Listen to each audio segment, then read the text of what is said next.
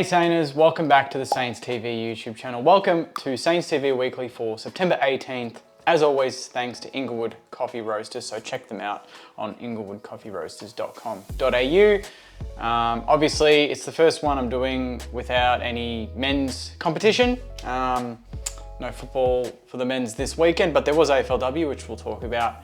But there's still been plenty of news in the last 7 days in St Kilda land. None bigger and I guess more saddening than the passing of Cowboy Neale at the age of 78.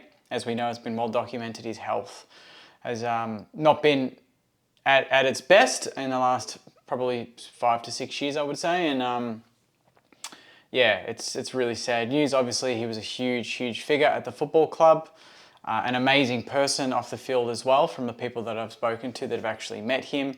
He was a huge hand in our 1966 Premiership flag, obviously, which he booted 5 goals. I think he booted 5 of what, our 10? 5 of our 10, like half our score, basically.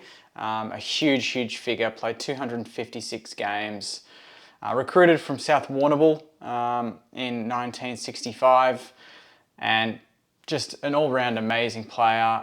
It's going to be, a tough time for his friends and family, but at Saints TV and obviously the broader St Kilda community, we're all thinking of the Neale family and obviously the rest of his friendship group as well. He was known for his great physical strength as a footballer. He was also blessed with exceptional skills for a big man, which enabled him to play as either a key defender or a forward. And the first time I really watched 1966 in full was in the event a month ago with the boys in St Kilda.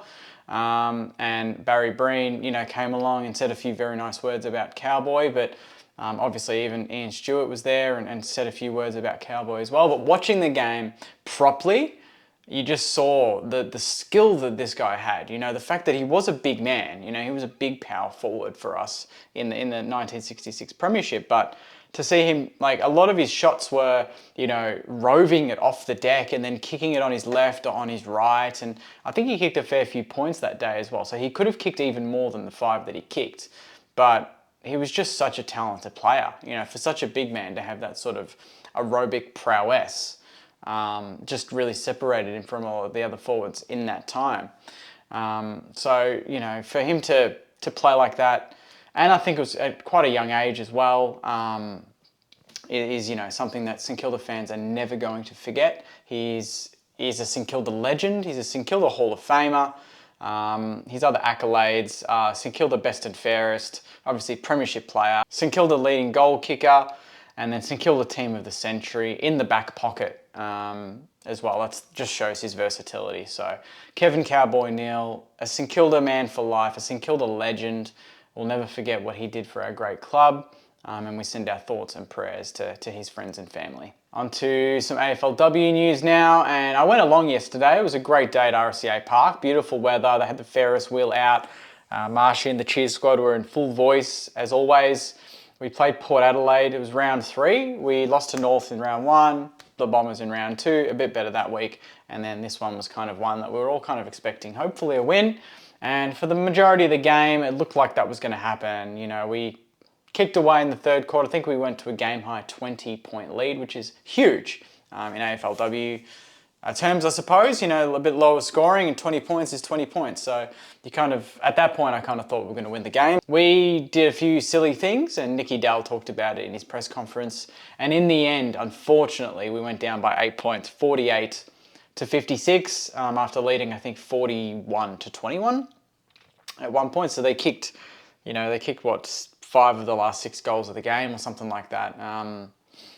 The power, and yeah, there was just the classic Saints footy, like so many things to like, so many things that we need to work on. And it was just kind of that game where it didn't look like it was going to be lost at any point until it was lost, and, there was Erin Phillips, who just kicked the sealer at the end, and you kind of knew that was her first goal for Port. She's a gun in the AFLW world and one of the best.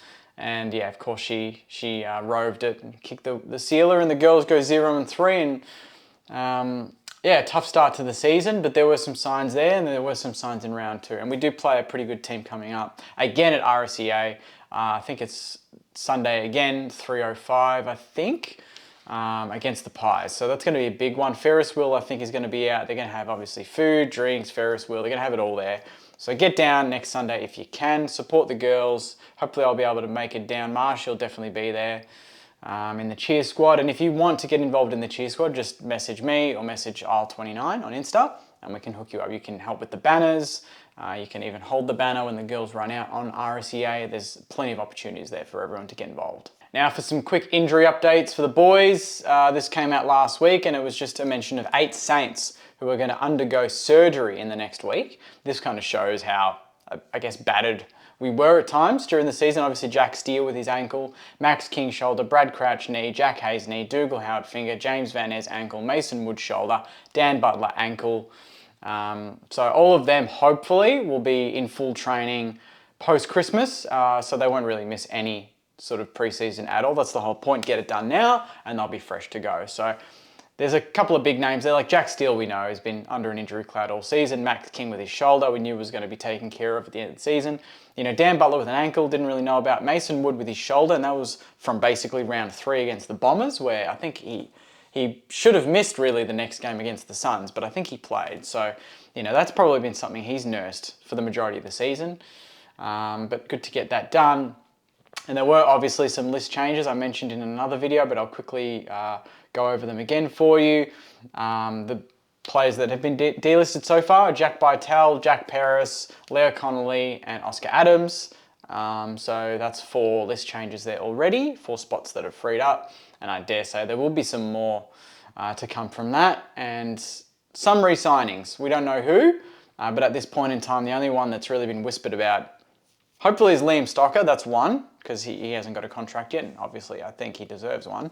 But the other one is Hunter Clark. And Hunter Clark, there's been a bit of talk about him leaving, but the latest from John Ralph at the Herald Sun is that he's set to re-sign and put pen to paper on a new contract at St Kilda. There was a chance that he might end up at the Kangaroos again, but that was kind of more last year. I don't think they're really into him in this year. They've got their eyes on a few other players, I think, at the moment, North, and yeah, I think Hunter Clark hopefully will stick around. I think there's still a little bit in there. It wasn't going to surprise me if we let him look around and we were kind of just gauging the field and seeing what was out there. But if the deal is, you know, reasonable, I don't know if it'd be a 1-year contract or a 2-year. It'd probably make more sense if it was a 1-year, I would have thought. See how he goes next year, uninterrupted season. Give him a run in the midfield. If that works out, brilliant. If that doesn't, we reassess again. So, yeah, Hunter Clark, hopefully to re-sign in, you know, the next couple of weeks. We'll see how that goes. And then there's a bunch of other players that are yet to sign. So I'll keep an eye on that, Sainers. If anything comes up on that, I'll let you know first thing. But yeah, that's all the news, Sainers. That's Saints TV Weekly for you. As I mentioned, get down to watch the girls on Sunday against the Pies at RSEA. It should be fun. Hopefully the weather's as good as it was yesterday. And during the week, I'll be doing more trade videos. No podcast this week. Saints TV Live will be tonight. But in replacement of the podcast, I'm going to try and get out my season review video. And that should be out hopefully Tuesday, Wednesday this week. So stay tuned for that. But in the meantime, thanks very much, Sainers. Please like, comment, subscribe. We've hit over 7,600, I think now or something. So we're on our way to 8,000, which is amazing.